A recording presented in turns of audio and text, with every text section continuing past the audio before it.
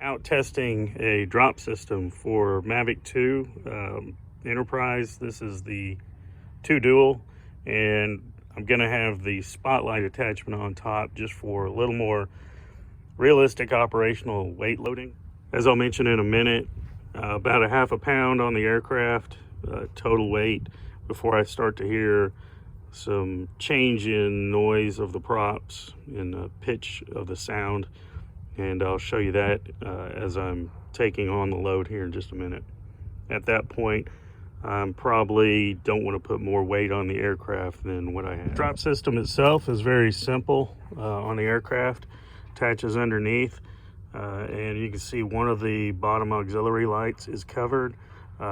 So how it activates is there's a photo cell in there, and when light hits that cell, the servo here on the side turns to open that pin, pull that pin open, and drop this. And I've gotten about 10 drops out of it with no issues at all. Weight loading using these, measuring them out, coming out to about, right now 14, but they've been averaging about 15 grams. I'm attaching underneath to carry the load this wire cable so it doesn't fly up and get caught in the props.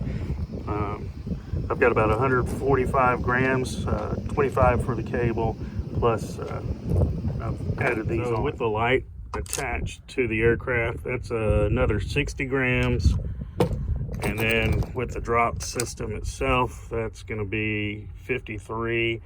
So I'm running right at around 258 grams on the aircraft. I believe that's right around a half a pound. Okay, quick operational test just on the weight loading itself.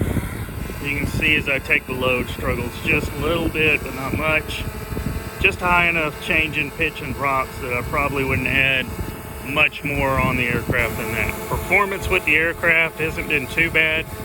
You notice a little bit of swing with the load if you do sharp braking, so I would not do sharp braking with it, obviously, but flight performance has not been too terrible with that load. Aircraft's handled it pretty well.